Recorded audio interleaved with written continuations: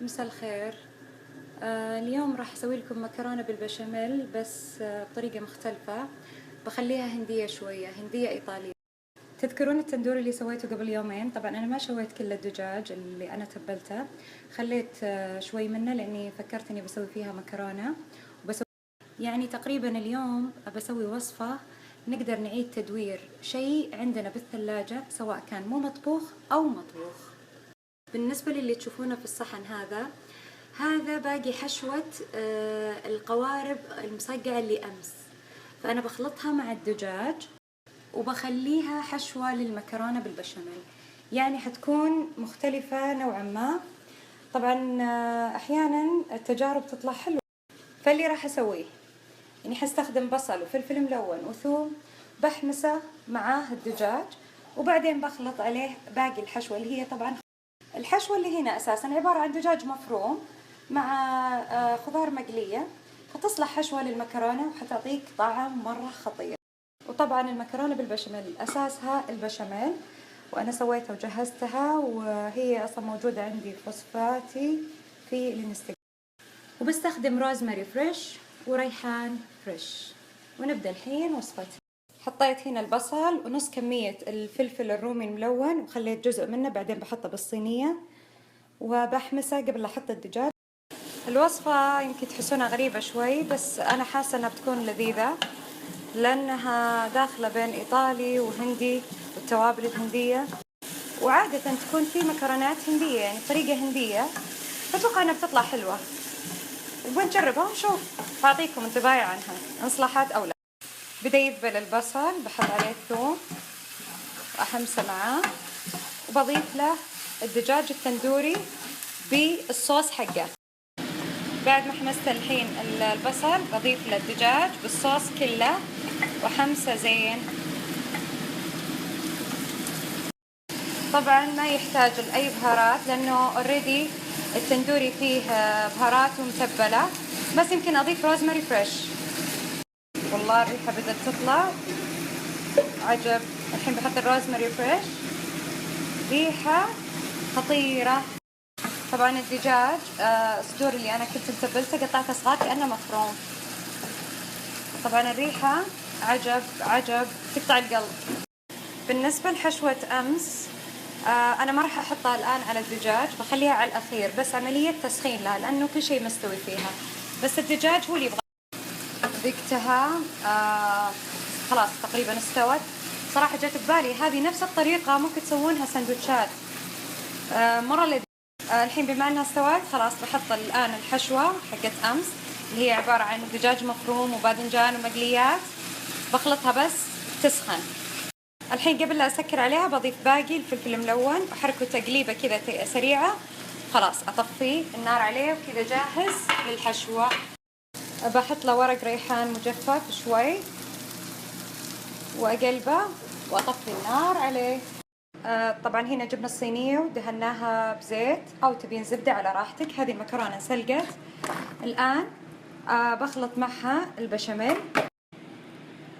بخلط معاها البشاميل اول يا وبضيف له جبنة موتزاريلا واحركها مع بعض. هذه الحين بعد ما خلطتها بالبشاميل والموتزاريلا بحط نص الكمية في الصينية، بعدين الحشوة، بعدين نص الكمية الباقية من المكرونة. الحين حطيت نص الكمية من المكرونة بالصينية، أبرشها شوية موتزاريلا وشوية تشيدر، إذا ما تبغين التشيدر ولا الموتزاريلا على راحتك. رشيتها بالموتزاريلا والتشيدر. الحين بحط الحشوة حقة الدجاج أوزعها على الصينية كلها. الحين فرشت الحشوة على المكرونة، برش عليها من المشروم فريش هنا، بعدين جبنة موتزاريلا، بعدين المكرونة. حطيت المشروم وورق الريحان، ضغطتها ضغط بالملعقة، والحين أرش موتزاريلا وأحط المكرونة. غطيت الحشوة تماما بالمكرونة. بقى الحين أحط باقي البشاميل على الوجه. حطيت عليها البشاميل على الوجه، بس رشة بخاخ الزيت على الوجه عشان تتقمر لنا، وبغطيها وبحطها. حطيت الصينية بالفرن بعد ما غطيتها بالقصدير، وولعت الفرن تقريبا 150. بخليها من 10 دقايق إلى ربع ساعة، بعدين أولع عليها من فوق. نشيك على المكرونة بدت تطبخ من تحت شوي، خليها تقريبا 10 دقايق، بعدين أحمرها من فوق. طبعا يا بنات فكرتي للمكرونة بالشكل هذا لأنه أبغى أستفيد من أشياء عندي في الثلاجة بطبخة جميلة وجديدة. وفي مجال المطبخ كل شيء جايز، كل شيء جايز، تقدرين تسوين من أي أكلة عندك أكلة جديدة. طبعا من باب شكر النعم لابد أننا نحترم النعمة ونقدرها وما نكبها بمجرد أن والله شيء زايد عندي. المرأة الذكية هي اللي تقدر أنها تضبط أمورها وتسوي أكلات جديدة من أشياء موجودة عندها وتعيد تدويرها. سبق أني قلت لكم أنه إعادة التدوير مجاله مفتوح في المطبخ، تقدرين تسوين أي شيء جديد من أكلات عندك، سواء كانت مطبوخة أو غير مطبوخة، يعني باقية عندك تتبيلة دجاج ما إلى ذلك، أيا كان تسوين شيء حلو. وهذا يعزز كلامي في موضوع اللي قبل قد تكلمت عنه عن الشكر والامتنان. طبعا هو شكر الله اللي على نعمه اللي منعمها علينا، من باب شكر النعم أننا نحافظ على هذه النعم عشان ربي يبارك لنا فيها ويرزقنا كمان نعم أكثر وأكثر. لئن شكرتم لأزيدنكم.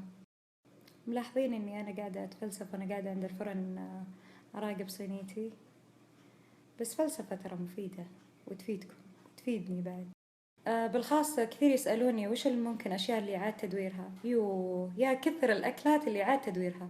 حتى الرز البايت تقدرين تعيدين تدويره. الرز البايت مثلا عندك تقدرين تعيدين تدويره وتسوينه رز صيني. دجاج مثلا مشوي بالفرن عندك بايت برضو تقدرين تقطعينه وتسوينه ساندويتشز. إدام الخضار اللي باقي عندك مثلا من أول تقدرين تبلين فيه قرصان وتسوين قرصان منه. جريش عندك تقدرين تقلبينه مثلوث. الشربات مثلا تقدرين تغيرين بوضعها وبلونها وبحمستها وبكشنتها، تقدرين تسوين إضافة لها. حشوات باقية مثلا من مثلا ورق عنب، أو حشوة ورق عنب، حشوة محشي، تقدرين تحشين فيها دجاجة من بكرة. أو مثل ما أنا سويت منها مكرونة، أخذت الحشوة الباقية خلطتها مع الدجاج الباقي وحمستها وخليتها حشوة مكرونة، صارت مكرونة هندية.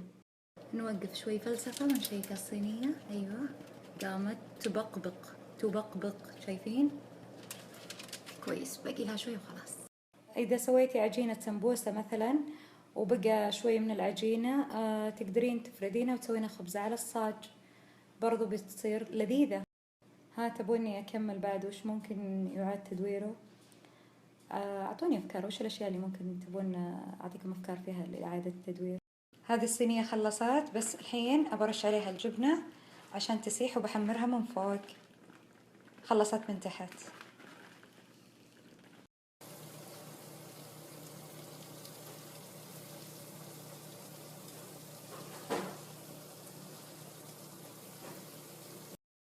ما شاء الله تبارك الله. خلصت صينية مكرونة البشاميل على الطريقة الميومية.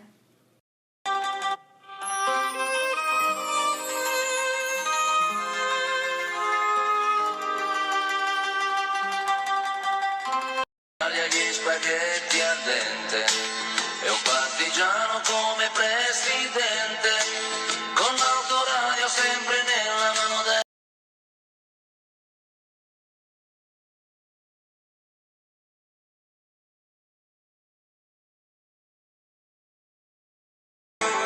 Lasciatemi cantare con la chitarra in mano, lasciatemi.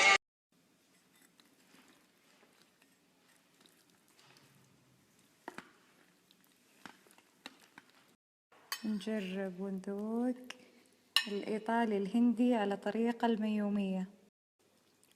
جربوها على ضمانتي، جربوها، جدا جدا جدا جدا لذيذة.